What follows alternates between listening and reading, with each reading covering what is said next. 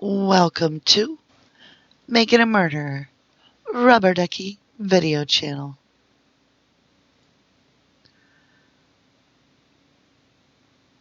Welcome back to the RD Making a Murderer Daily MaM Reading. This is the CASO Investigative Reports, Part 93. Page 921. Type of activity, photographing of evidence, receiving evidence from investigator tutoring. Date of activity 06-2606, reporting officer Deputy Jeremy Hawkins. On 06-2606, I, Deputy Hawkins of the Calumet County Sheriff's Department, received property tag number 8316, contents of burn barrel, the cell phone, and camera barrel from investigator tutoring. Custody of property tag number 8316 was signed over to me, and I then took the item and placed it into secure storage. At approximately 2200 hours, I photographed the following items for investigator tutoring. Property tag number 8270, blue jacket with friar tucks on it. Property tag number 8271, red-white tennis shoes. Property tag number 8272, 1 red-white starter tennis shoe. Property tag number 8273, red-white unknown brand of tennis shoe. The blue jacket with friar tucks on it was photographed both with and without the evidence tag. The red-white tennis shoes, the one red-white starter tennis shoe, and the other red-white unknown brand of tennis shoe was photographed both with and without the tag, and 3 sides of the shoes were photographed. After the 4 items were photographed, they were repackaged by myself, and then I put them in secure storage. A new pair of gloves was used for each item. Deputy Jeremy Hawkins, Calumet County Sheriff's Department. Page 922. Type of activity, photographing of evidence. Date of activity 06-2806, reporting officer Deputy Jeremy Hawkins. On 06-2806, I, Deputy Jeremy Hawkins of the Calumet County Sheriff's Department, was asked to photograph clothing rivets for Investigator Weir. At approximately 0806 hours, I took property tag number 8119, property tag number 8120, property tag number 8121, property tag number 8122, and property tag number 8124, all clothing rivets, out of secure storage. Each item was opened separately and photographed, both with and without the property tag number. After each item was photographed, I then repackaged the item before moving on to the next item. After all 5 clothing rivets were photographed, I placed them back into secure storage. Deputy Jeremy Hawkins, Calumet County Sheriff's Department. Page 923. Type of activity, receipt of item from Investigator Weir. Date of activity 06-30-06, reporting officer Deputy Jeremy Hawkins. On 06-30-06, I, Deputy Jeremy Hawkins of the Calumet County Sheriff's Department, received a vinyl tire cover from the spare tire of the Toyota RAV4 from Investigator Weir. Property tag number 9586 was assigned to the vinyl tire cover. The custody of the vinyl tire cover was signed over to me and then was placed into secure evidence by myself. Deputy Jeremy Hawkins, Calumet County Sheriff's Department. Page 924. Type of activity, release of items to Lieutenant Sipple. Date of activity 070306, reporting officer Deputy Jeremy Hawkins. On 070306, I, Deputy Jeremy Hawkins of the Calumet County Sheriff's Department, released property tag number 8483, search log, and property tag number 8485, maps, to Lieutenant Kelly Sipple of the Calumet County Sheriff's Department. Lieutenant Sipple signed for both items. Deputy Jeremy Hawkins, Calumet County Sheriff's Department. Page 925. Type of activity, receipt of items back from Lieutenant Sipple. Date of activity 070606, reporting officer Deputy Jeremy Hawkins. On 070606, I, Deputy Hawkins of the Calumet County Sheriff's Department, received property tag number 8483, the search log, and property tag number 8485 map back from Lieutenant Sipple. I signed for custody of the maps and search log. I then placed the search log and maps into secure storage. Deputy Jeremy Hawkins, Calumet County Sheriff's Department. Page 926. Type of activity, photograph of items. Date of activity 07-12-06, reporting officer Deputy Jeremy Hawkins. On 07/12/06, I, Deputy Jeremy Hawkins of the Calumet County Sheriff's Department, was asked to photograph property tag number 8719, the Air National Guard lanyard alongside property tag number 7620, the Toyota Key. Both items were taken out of their package and placed on a table over freezer wrap. The items were photographed. After the items were photographed, I repackaged the items and placed them back into secure storage. Deputy Jeremy Hawkins, Calumet County Sheriff's Department. Page 927. Type of activity, moving of evidence, date of activity 07/13/06, reporting officer Deputy Jeremy Hawkins. On 07/13/06, I, Deputy Jeremy Hawkins of the Calumet County Sheriff's Department, along with Investigator Wiegert of the Calumet County Sheriff's Department, met Scott's Towing at the storage unit where property tag number 8027, a Toyota RAV4, and property tag number 8249, a Rambler hood, were securely stored. I unlocked the lock to the storage unit. Scott's Towing took the RAV4, Toyota RAV4, and placed it on a flatbed to transport to the Sheriff's Department. The Rambler hood was also placed on the flatbed for transport. I followed Scott's Towing to the Calumet County Sheriff's Department, where the Toyota RAV was placed in a blue storage unit. The blue storage unit was then locked.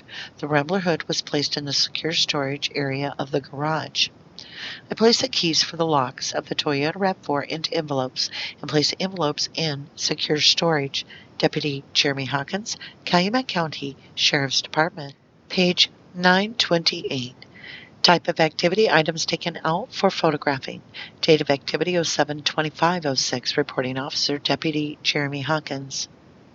On 07/25/06, I, Deputy Jeremy Hawkins of the Calumet County Sheriff's Department, took out the following items: property tag number 8119, clothing rivet; property tag number 8120, clothing rivet; property tag number 8121, clothing rivet; property tag number 8122, clothing rivet; property tag number 8124, clothing rivet. I took all 5 items from their spot in secure storage to a table where each item was placed separately on white freezer paper. Each item was individually photographed by Deputy Reamer. After each item was individually photographed, they were placed into their package and then re-secured with evidence tape before the next item was photographed. Once all 5 clothing rivets were photographed, they were placed back into their storage area in secure storage. At all times, I was present and handled the evidence. Deputy Jeremy Hawkins, Calumet County Sheriff's Department. Page 929. Type of activity, supplemental report, date of activity 03/14/06, reporting officer Sergeant Bill Tyson. On or around 03/14/06, I, Sergeant Bill Tyson of the Calumet County Sheriff's Department, did meet with investigators Mark Wiegert, John Dietering, Wendy Baldwin, Gary Steyer, and DCI Special Agent Tom Fassbender. Also present was Deputy Jeremy Hawkins. We discussed evidence that was collected from the search warrants involving the Steven Avery homicide case. After the discussion was complete, we were provided a list of evidentiary items that were in the Calumet County Sheriff's Department evidence room that they did wish to have Deputy Hawkins and myself process. Sergeant Bill Tyson, Calumet County Sheriff's Department. Page 930. Type of activity, processing of evidence, date of activity 03/28/06, reporting officer Sergeant Bill Tyson. On 03/28/06, Deputy Hawkins and myself, Sergeant Bill Tyson, began the processing of evidence. The Sheriff's Department training room was used for analyzing and processing of any evidence. Freezer paper was applied to 2 tables that had been pushed together, and all evidence was laid on top of the freezer paper. The freezer paper was changed with each new piece of evidence analyzed. McPhail's reagent, humidident, tests were used for any swab that was taken for the presumptive identification of blood. Sterile cotton swabs and distilled water were used for any stain that was collected. Sterile cotton swabs and distilled water were also used for the collection of any DNA swabs. The procedure used for the collecting stains onto swabs was to drop 3 drops of distilled water onto the end of the cotton applicator. The cotton applicator was then applied to the dried stain. The sterile cotton swabs were obtained from Calumet Medical Center and the Medline Company. The procedure used for the collecting DNA swabs was dropping 3 drops of distilled water onto a sterile cotton swab. The surface was then swabbed, and all swabs were put into individual swab boxes. On Tuesday, 03/28/06 at approximately 20:04 hours, Deputy Hawkins and myself did remove the headboard, item tag number 8361, from the evidence room and did carry that piece of evidence to the training room for analyzation. The headboard was unwrapped by Deputy Hawkins and myself at approximately 20:04 hours. I did measure the headboard and documented the width of 5 foot 2 inch and the height of 4 foot 1 inch. Deputy Hawkins did photograph the headboard. At 20:45 hours, photos of the possible stain were obtained by Deputy Hawkins. I did swab a reddish-brownish colored stain at 20:46 hours. That stain was located approximately 10/4 inch from the bottom of the left post of the headboard. A control swab to that stain was obtained at 20:47 hours. At 21:03 hours, I did change gloves. Deputy Hawkins photographed more reddish-brown colored stains on the side of the left post to the headboard. A second stain was swabbed by myself at 21:09 hours. A control swab of the second stain was obtained at 21:11 hours. That stain was located approximately 1 foot 8 3/4 inch from the bottom of the post and approximately ½ inch from the front of the post.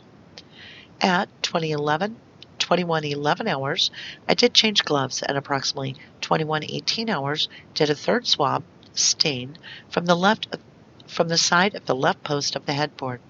A control swab was taken at 21:21 hours. I did change gloves again at 21:22 hours. Time for review. Okay, let's start on page 921. Just a few things today. A couple will actually clear up some questions we have, so that's great to actually have some answers. Others create questions. So I want you to pay close attention to page 921. And that's photography of evidence received, okay, from investigator Dietering. Now, receive property tag 8316, contents of burn barrel, the cell phone, and camera barrel from investigator Dietering. Now, when you look up 8316, we have that right here. Let me grab you a picture of that. Just grab it real quick, and then I can circle it for you.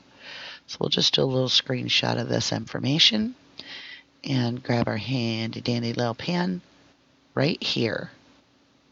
8316. It says contents of cell phone barrel, right? Right there.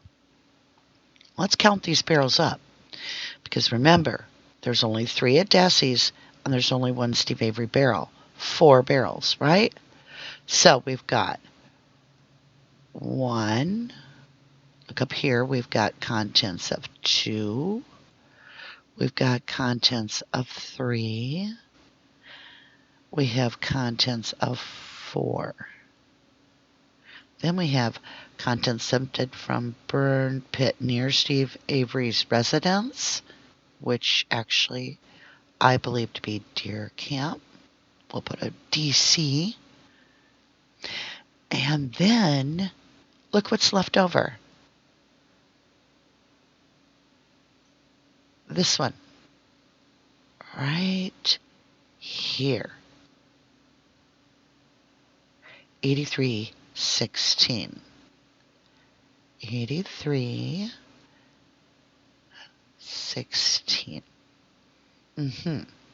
Contents of cell phone barrel. Well, we know from listening to the dispatch calls, cell phone was found in a barrel at Randed's deer camp. So again, we're back to this being deer camp. Yeah. And they also found bones at deer camp. So let's go back now over to what we're working on. I got to figure out which screen that is, because it's like we always have screens open all over the place in this case. Okay, so that explains to me that this is definitely, let's go around here. The tools don't want to work with me today. There it goes. Deer camp. Just a note. And then they continue on. So let's go on our way here. Page 923. On 06/30/06, I, Deputy Jeremy Hawkins of the Calumet County Sheriff's Department, received a vinyl tire cover from the spare tire on the RAV4 from Investigator Wiegert. So, yeah, they actually removed the vinyl tire cover of the spare tire that says RAV4. They assign it property tag 9586, and then they put that by itself as an alone item in secure storage. So we definitely know that it has been removed from the pictures that we see. Now, the thing is they tried to sell us, the media tried to sell us these pictures of the RAV4, which happens to be in the machine shop at Calumet, and they even typed the words right on the screen, and it went into MaM, that it was a crime lab. But we've absolutely proven that is not the crime lab. That is a Calumet machine shop. So that would have happened prior to this with the tire cover thing. However, they were taking it off and they were inspecting that vehicle. They were taking seats out of that vehicle. They were ripping it down to the metal. And so they inspected that back tire. And that would have been much later in January of 06 than when the crime labs supposedly got that. So that could explain the markings that we see that we're calling handprints, which could have been a gloved hand, for all we know, of an inspector that we're seeing in photographs. And then we have, let's see here, I don't know. Yeah, I kind of want to talk about this. So on page 926, we've got, again, 8719, which is part of the lanyard. It's the neck piece. And then we have the other part of the lanyard, which is the keychain with the key, 7920. And as we remember in our read just recently, these were found together, according to Dietering, in the back of the RAV. So much for the whole, the key was found in Steve Avery's, according to their own paperwork. Now let's just jump down here to 927. And you can see on 7/13/06, they take this vehicle back, the RAV4, back on a flatbed, and they transport it to the Sheriff's Department at Calumet County. And it's put into a blue storage unit there. So that kind of tells us that this RAV4, it was being moved a lot in this case. And there's really nothing else to go on here. They express that they're putting down freezer paper. They're doing this evidence stuff right in the, I believe that they call it the training room. Yeah, Sheriff's Department training room. Oop, drew a line through that. Didn't mean to. We can erase that. I meant to highlight. Sorry about that. And so how sterile is that environment when you're dealing with DNA? Just the training room for normal cadets. All right, and that concludes our review of Part 93. It's the middle of the week. We've got a couple more this week to do, but we sure have learned a lot this week, right? We've learned that no matter how you look at it, Stephen and Brendan are innocent, 100% innocent. And if you didn't do the crime, you shouldn't do the time. Thank you and have a lovely night.